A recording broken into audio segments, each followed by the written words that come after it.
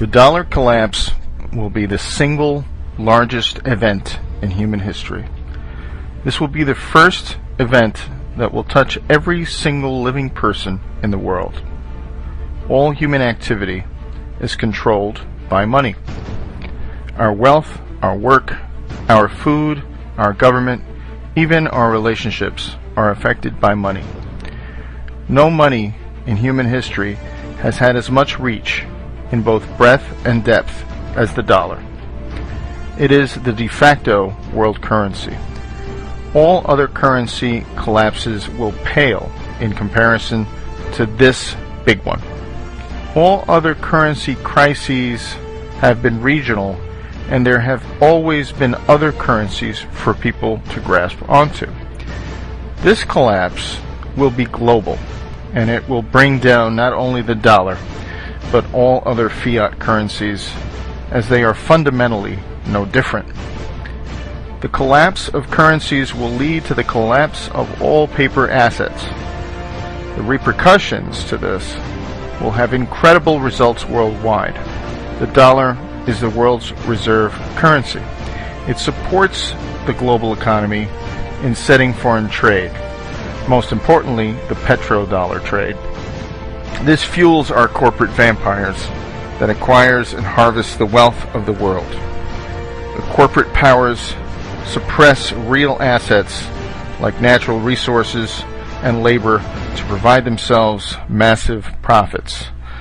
The fascist statists, collectivist model provides the money into the economy to fund an ever-increasing federal government.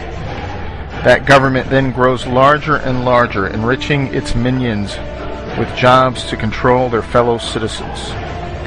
Finally, to come full circle, the government then controls other nations through the military-industrial complex.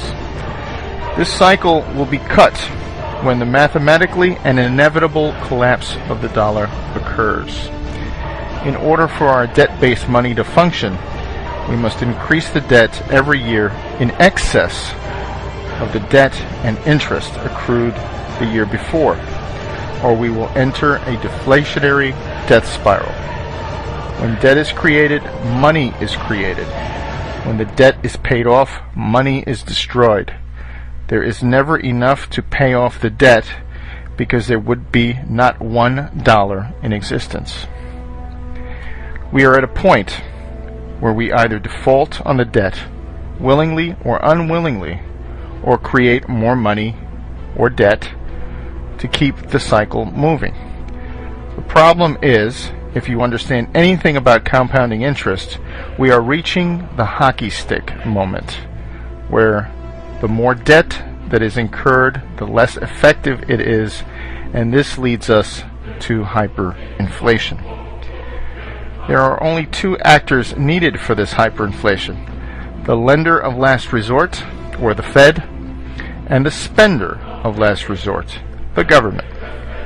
These two can and will blow up the system. I believe they will wait until the next crisis and the whiff of deflationary depression before they fire up the printing presses. That crisis is coming very soon, at the end of the summer or fall.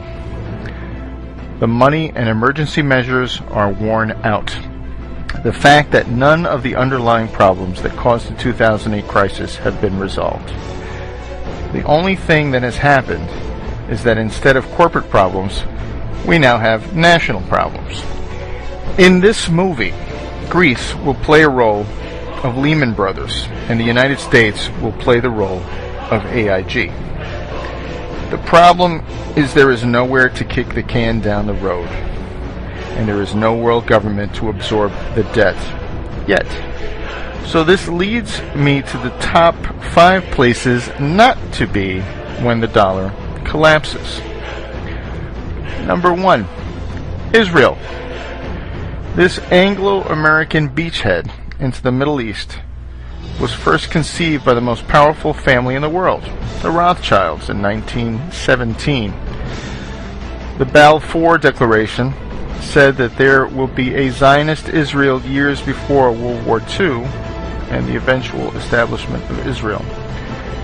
Israel has not been a very good neighbor to its Muslim nations, and has always had the two biggest bullies on the block at its back. When the dollar collapses, the United States will have much too much on its plate, both domestically and internationally, to worry about such a non-strategic piece of land. This will leave Israel very weak at a time when tensions will be high. This very thin strip of desert land will not be able to withstand the economic reality of importing its food and fuel, or the political reality of being surrounded by Muslims. Number 2. Southern California. The land of fruits and nuts turns into battlefield Los Angeles. 20 million people packed into an area that has no water, and thus food is not good, to say the least. Throw on top of the huge wealth disparities and the proximity to a narco state, and this does not bode well. We have seen riots from Rodney King. What will happen when the dollar is destroyed and food and fuel stop coming into this area? People will get desperate and do crazy things, especially when a huge proportion of its citizens are on antidepressants. If food and fuel cannot get in, what about Prozac? At a time when people's worlds are falling apart, they lack the ability to deal with this new paradigm. If people come off these drugs too fast, they will suffer psychotic breaks, and you will have thousands of shootings or suicides. Number 3. England. The land of the Big Brother and former empire of the worldwide slave and drug trade will suffer heavily. The stiff upper lip that the British elite ingrained into the sheeple will not work anymore as the British population explodes. The human character will sacrifice and unite for a foreign enemy, but not if the enemy has always been the elite. The Anglo-American Empire may pull off another false flag to distract its population, but I feel this collapse will happen before they pull it off. This will make all eyes point at the British elite as solely responsible for this catastrophe. We have seen massive riots for soccer matches with hooligans. What will happen when this island with very little food and fuel gets cut off? Number 4. New York City. Another large urban area living too high on the dollar hog. There is little doubt that all of the wealth in New York City, New Jersey, and Connecticut is derived off of Wall Street wealth. The savings and investments of the whole nation and much of the world flows through this financial capital. As the world wakes up to the massive financial fraud, this will lead to the destruction of capital like we have never seen before.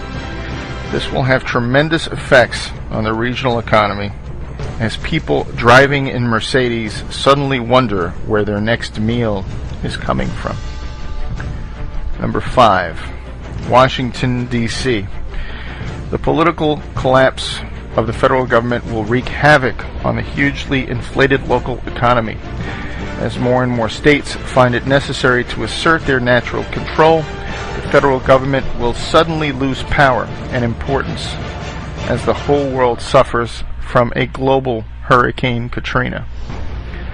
The money that they create and spend will become worthless, and the government minions' pensions will evaporate. Millions that once relied on the ability to force others to send their money to them will learn that the real power has always been at the most local level. Massive decentralization will be the answer to globalization gone mad. Local families and communities will forego spending money and power out of their community as they will care about their next meal and keeping warm. As Ayn Rand once said, you can ignore reality, but you cannot ignore the consequences of ignoring reality.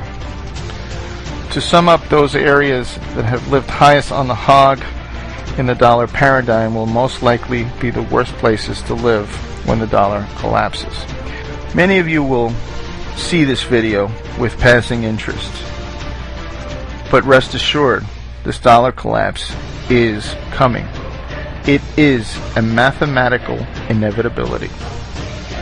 We will not be as fortunate to muddle through this collapse like we did in 2008, when it was a corporate problem.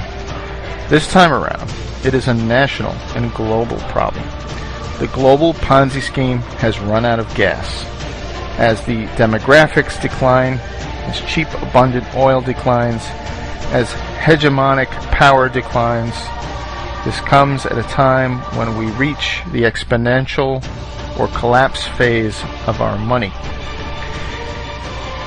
The irresistible force paradox says, what happens when an unstoppable force meets an immovable object?